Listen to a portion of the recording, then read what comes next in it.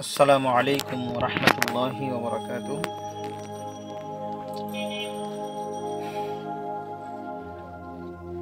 প্রিয় মুসলিম ভাই ও বোনেরা, আপনারা কেমন আছেন? আশা করছি সকলেই ভালো আছেন।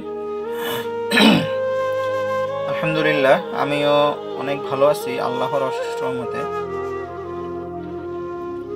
শারীরিকভাবে, অর্থনৈতিক দিকভাবে আলহামদুলিল্লাহ, আল্লাহ আমাকে অন্য 10 জনের তুলনায় আমি যতটুকু বুঝতেছি আমি অনেক ভালো আছি।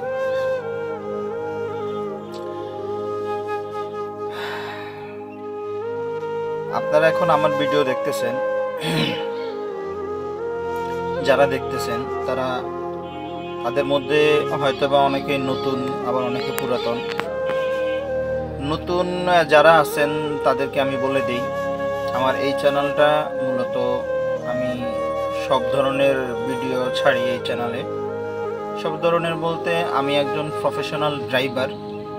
তো প্রফেশনাল ড্রাইভারের মধ্যে কিছু লেভেল আছে, যেমন truck driver, bus driver, private car driver. আমি একজন প্রাইভেট কার ড্রাইভার। আমি আজকে থেকে অনেক বছর আগে থেকেই এই প্রফেশনে আমি প্রবেশ করি। আল্লাহর অশেষ রহমতে আমি এই প্রফেশনে অনেক ভালো আছি। আর যারা পুরাতন আছেন তারা অবশ্যই টুকটাক আমার ভিডিও দেখে থাকেন। আমি শুরু দিক থেকেই আমার এই চ্যানেলে বিভিন্ন মোবাইলের অ্যাপস নিয়ে, বিভিন্ন ওয়েবসাইটের রিভিউ নিয়ে আমি ভিডিও করতাম। তো আমার জীবন ব্যবস্থা খুব কঠিন হয়ে দাঁড়াইছিল। এই কারণে মাঝে দিয়ে আমি অনেক সময় হারিয়ে যেতাম, ভিডিও দিতে পারতাম না। আসলে অনেকেই চ্যানেলটা ইউটিউবে চ্যানেল খুলে হচ্ছে আপনার টাকা ইনকাম করার জন্য প্রায়। অনেকে বলে যে আমি আসলে ইউটিউবে এমনিতে আমার প্যাশন হিসেবে আসি, আবার অনেকে বলে না, আমি টাকা কামানোর জন্য আসি। তো আসলে আমার একটা পরিস্থিতি ছিল এরকম, যে আমার একটু মন মানসিকতা এরকমই ছিল যে আমি ইউটিউব থেকে টাকা ইনকাম করব। এই হিসাব করেই আমি মূলত ইউটিউবে আসি। তো আজকে আমি আসলে আপনাদের সাথে আমার জীবনের কিছু বাস্তবতা তুলে ধরতে চাই। আসলে পৃথিবীতে মানুষ কত রকমভাবে তার জীবন ব্যবস্থা পরিচালনা করেন, আবার অনেক রকমের সমস্যা অনেকের জীবনে থাকে। সবাই সব কিছু শেয়ার করে না, আরও কারণ আছে শেয়ার না করার। কারণ শেয়ার আমি কার সাথে করব? একমাত্র আল্লাহর সাথেই শেয়ার করা যায়। দুনিয়ার কোনো মানুষের কাছে এই সমস্ত নিজের চিন্তা, দুশ্চিন্তা, নিজের সমস্যা, সুখ দুঃখ, এই সমস্ত বিষয় দুনিয়ার মানুষের সাথে শেয়ার করলে সাময়িকভাবে হয়তো বা আপনি একটু শান্তি থাকতে পারবেন, এছাড়া স্থায়ীভাবে আপনাকে কোনো শান্তি দিতে পারবে না এই দুনিয়ার মানুষ।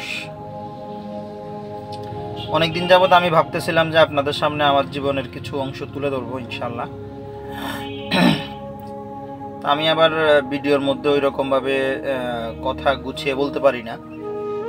আমার অনেক ভিডিও আছে যা ওই ভিডিওগুলোর মধ্যে আমি অনেক কথা গুছিয়ে বলতে পারি নাই, অনেকে হয়তো বা বুঝেন নাই। আমার জীবনের শুরু থেকেই শুরু করি। আমার গ্রামের বাড়ি হচ্ছে নোয়াখালী। নোয়াখালী শহরে হচ্ছে আমার নানার বাড়ি, আমার জন্মস্থান, এবং আমার নানার বাড়িতে আমার জন্ম।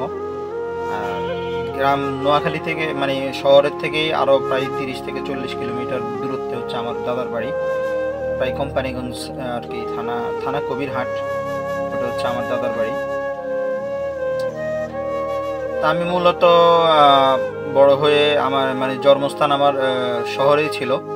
তারপরে আমি আর কি আমার দাদার বাড়ি চলে যাই। ওখানে আমার টুকটাক পড়াশোনা হয়। ওখানে পড়াশোনা টুকটাক হওয়ার পরে আমি আমাদের গ্রাম্য পরিবেশে ওই রকম পড়াশোনার মান ভালো ছিল না। আমার মা ছিল শহরের, এই কারণে আমার মায়ের চিন্তা ভাবনা ছিল হচ্ছে ছেলে মেয়েদেরকে পড়াশোনা করাবো শহরে। এই চিন্তার উপরে আমরা তখন মানে আমাদের গ্রামের বাড়ি ছেড়ে দিই। আমার দাদার বাড়ি থেকে আমরা চলে আসি হচ্ছে শহরে, আমাদের নানার বাড়ি এখানে চলে আসি। তারপর ওখানে আসার পরে আমরা আমাদেরকে আমার আম্মা আমার নোয়াখালীতে সবচেয়ে বড় মসজিদ যেটা জেলা জামি মসজিদ, ওখানে আমাদেরকে ভর্তি করিয়ে দেয়, আমাকে এবং আমার ছোট ভাই একজন আছে ওনাকে। তো আমরা ওই সময় অনেক দুষ্ট ছিলাম, পড়াশোনা ওই রকম করতে পারতাম না, ওই করতে চাইতাম না, দুষ্টামি করতাম। আমার নানার বাড়ির পাশেই একটা মাঠ ছিল, ওই মাঠের মধ্যে অনেক রকমের একটা বস্তি ছিল। তো বস্তিতে অনেক রকমের পোলাপান ছিল, ওখানে অনেক রকমের দুষ্টামি করতো। তো আমি ওদের সাথে দুষ্টামি করতে করতে এক পর্যায়ে অনেক খারাপ হয়ে গেছিলাম, মানে আমার পড়াশোনার উপরে মন বসতো না, শুধু দুষ্টামি করতাম। তো ওই নোয়াখালী জেলা জামি মসজিদ যেটা মদিনাতুল মাদ্রাসা, সম্ভবত খেয়াল নাই আমার মাদ্রাসার নামটা। ওখানে থাকা অবস্থায় আমি যখন আমি গ্রামে হচ্ছে নুরানি মক্তব পড়ি, আর শহরে এসে হচ্ছে আপনার হেফজ বিভাগে পড়াশোনা শুরু করি। তো প্রায় আমার মানে কোরআন শরীফের শুরুর দিক থেকেই কিছু অংশ পড়া হওয়ার পরে তো পড়া হয়ে গেছিল প্রায়। এই ফাঁকে দিয়ে আমাকে একটু শয়তানে ধরছিল। অনেকে বলে যে হেফজ করতে গেলে অনেক রকমের বাধা পড়ে, অনেক রকমের শয়তান ধরে, অনেক রকমের অনেক সমস্যা হয়। এইরকম আমারও হয়েছিল। তো আমারটা একটা উসিলা, মানে আমার একটা মাধ্যম হয়েই মূলত শয়তানে ধরছিল। একটা মজার বিষয় সেটা হলো, আমি আসলে আমার উস্তাদের কাছ থেকে আমি প্রচুর পরিমাণে যে কোনো কারণে আমি মাইর খাই, মানে অনেক মারে আমাকে। তো ওই মারার উপরে ভিত্তি করে আমার একটা রাগ চলে আসে যে আমি পড়াশোনা করব না, আমি কাজ করব, কাজ করে খাবো এবং কাজ করে সংসার চালাবো, এরকম একটা মন মানসিকতা তৈরি হয়ে যায়। তো তখন আমার সাথে এরকম আরেকজন ছিল, ওর মন মানসিকতা সেম আমার মতো ছিল। ওর সাথে আমি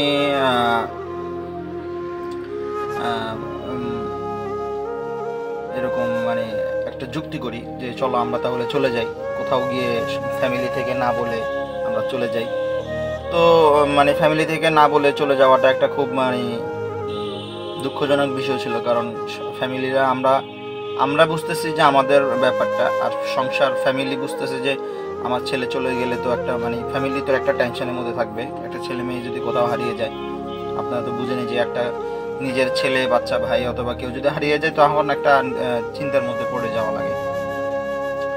ওই বিষয়টা আমাদের মাথায় ছিল না। আমরা দুইজন মিলে সুন্দর করে একটা প্ল্যান করি যে আমরা চলে যাব। আমি বাড়িতে যাই, আমাদের প্ল্যান ছিল আমি বাড়িতে যাব। আমার বাড়িতে গিয়ে একটা ব্যাগ নিব, ব্যাগের ভিতরে টুকটাক খাবার নিব, যেমন হচ্ছে মুড়ি, বাদাম, তারপরে চানাচুর আমাদের ঘরে ছিল। আমার মামা নতুন ব্যবসা করবে, তো তখন আমি মামার একটা ব্যাগ নিই, মামার দোকানে ব্যাগ ঝুলানো থাকে, ওখান থেকে ব্যাগ নিই। তো ঘর থেকে মুড়ি নিই, তারপরে টুকটাক খাবার নিই, খাবার বলতে শুকনা খাবার, মুড়ি, চানাচুর, তারপরে হচ্ছে চিড়া, এগুলো নিয়ে নিই। তো নিয়ে আমি ওই ও ছেলেটাকে মানে বাড়ির সম্ভবত আমার খেয়াল নেই ওই রকমভাবে, আমি ওকে আমাদের বাড়ির পাশে অথবা বাড়ির বাইরে দাঁড় করায় রাখিলাম। তখন আমি এগুলো নিয়ে আর কি আস্তে করে বাড়ি থেকে কাপড় চোপড় নিয়ে বের হয়ে যাই। আমরা দুজন একসাথে ট্রেনে উঠে যাই। যে এবার ট্রেনে উঠে তখন তো আমাদের কাছে টাকা ছিল না ওই রকম বলতে কি আমাদের কাছে টাকাই ছিল না, একদম শূন্য হাতে আমরা পরে ওই জায়গা থেকে রওনা দেই। পরে লাস্টে আমরা দুইজন ট্রেনে উঠে যাই। উঠে যাওয়ার পর আমরা আমাদের ট্রেন যে স্টেশন থেকে উঠে, ওটার নাম হচ্ছে মাইজদিকুর স্টেশন। ওই স্টেশন থেকে ওঠার পর আমরা প্রায় আমাদের আরেকটা এরপরে স্টেশন আছে আরও দুইটা, লোকাল স্টেশন একটা আছে, আর একটা হচ্ছে চৌমুহনী স্টেশন। চৌমুহনী স্টেশনে আসার পরে আমরা একটু নামার পরে আবার উঠার পরে তারপর আরেকটা স্টেশনের বজরা। তো এই মাঝামাঝিতে আমাদেরকে একজন টিটি ধরছিল যে তোমরা কোথায় যেতেছো।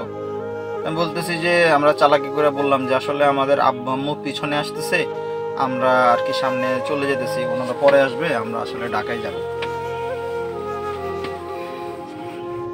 ও এর মাঝে আরেকটা বিষয় আছে, সেটা হলো আমার ঢাকায় আমার আত্মীয় স্বজন থাকে অনেকেই।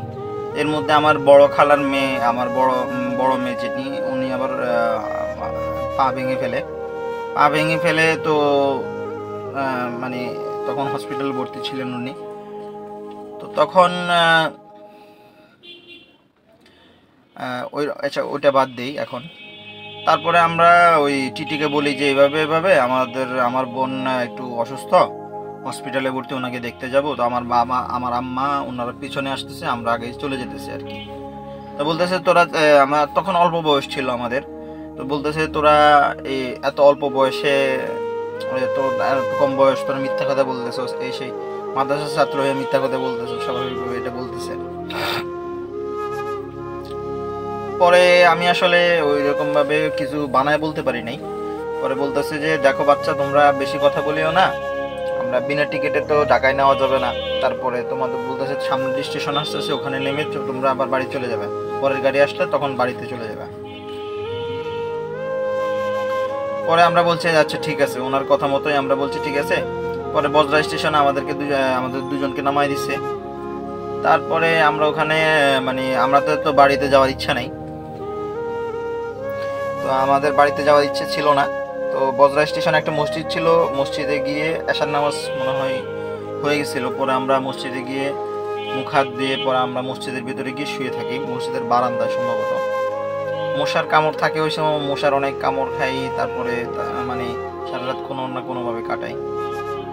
ফজরের সময় রাত্রেবেলা আমাদের ক্ষুধা লাগছিল, পরে ব্যাগে ছিল মুড়ি টুড়ি, এগুলো চাবায় পানি খেয়েছি।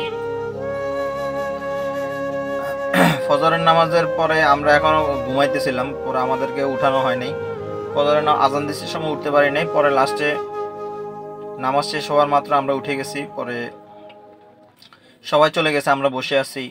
মুয়াজ্জিন সাহেব ফলো করছে আমাদেরকে যে দুইটা বাচ্চা বসে আছে, ওরা কারা, কোত্থেকে আসলো, কি আসে বিষয়। আমাদের কাছে আসলো, জিজ্ঞেস করলো যে তোমরা কোত্থেকে আসছো। পরে আমরা সেম কথা, যে কথাটা আমরা টিটিকে বলছিলাম, সে কথাটা আমার মানে মুয়াজ্জিন সাহেবকে বলতেছিলাম যে এভাবে আমার আপু অসুস্থ, ওনাকে দেখার জন্য যাচ্ছি, আমার আব্বা আম্মা ওনারা পরে আসবে আর কি। তো এইভাবে বলতেছি, তুমি কোন মাদ্রাসায় পড়ো জিজ্ঞেস করছে। এভাবে বলার পরে বুঝতে পারছে উনি কিছুটা যে আমরা মাদ্রাসা থেকে পলাই আসতেছি। মুরব্বী মানুষ ছিলেন উনি, খুব বয়স্ক ছিলেন। তো বলতেছে ঠিক আছে, নাস্তা করছো কিনা তোমরা। আমরা বলতেছি না, আমরা নাস্তা করি নেই।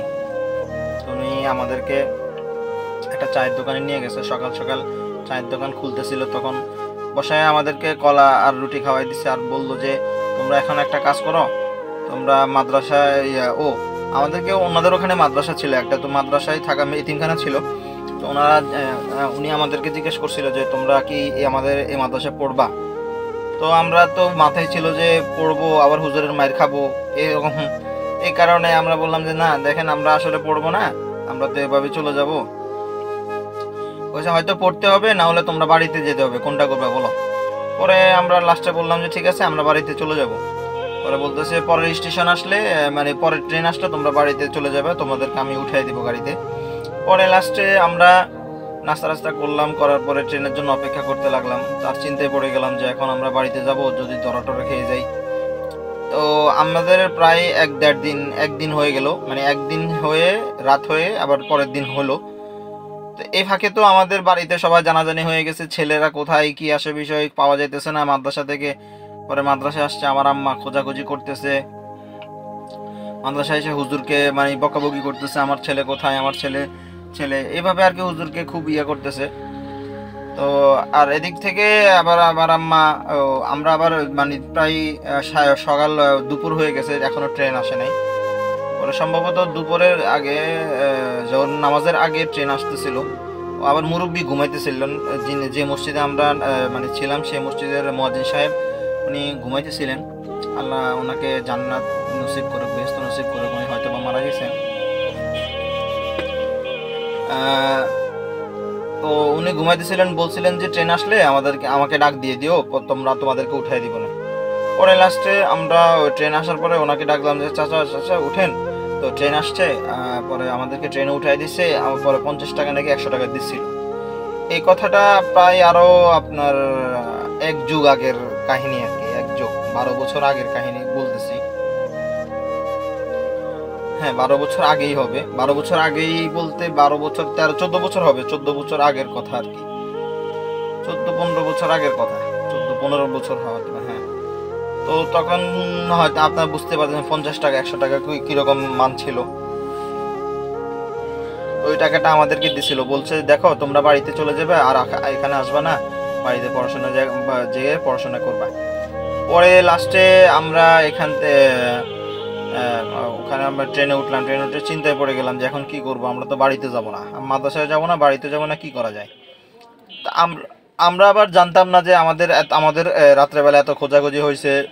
তারপরে হলো আমাদের খোঁজার জন্য মাইক অ্যানাউন্স করছে, এটা আমরা আবার বুঝতে পারি নাই। ওই ধ্যানটা, ওই বিবেক ছিল না, অথবা ওই বুদ্ধিটা ছিল না আমাদের। পরে লাস্টে আমরা ট্রেনে যাওয়ার পথে পথে একটা বুদ্ধি করলাম। আমি ওকে বললাম যে তুই ট্রেন স্টেশনে থাকবি, আর হইলো ওই আহ, আমি যে বাসা থেকে কিছু টাকা নিয়ে আসবো, দেখি আম্মুর ব্যাগ থেকে যদি টাকা মানে না বলে কিছু টাকা নিয়ে আসবো, দেখি তারপরে আবার আমরা রওনা দিব, টাকা দিয়ে ঢাকা চলে যাব। মানে টাকা দিলে তো ঢাকায় যাওয়া যাবে, টিকিট দিলে, মানে টিকিট যদি থাকে আমাদের তখন তখন তার টিটি কিছু বলবে না, এরকম একটা বুদ্ধি ছিল আর কি।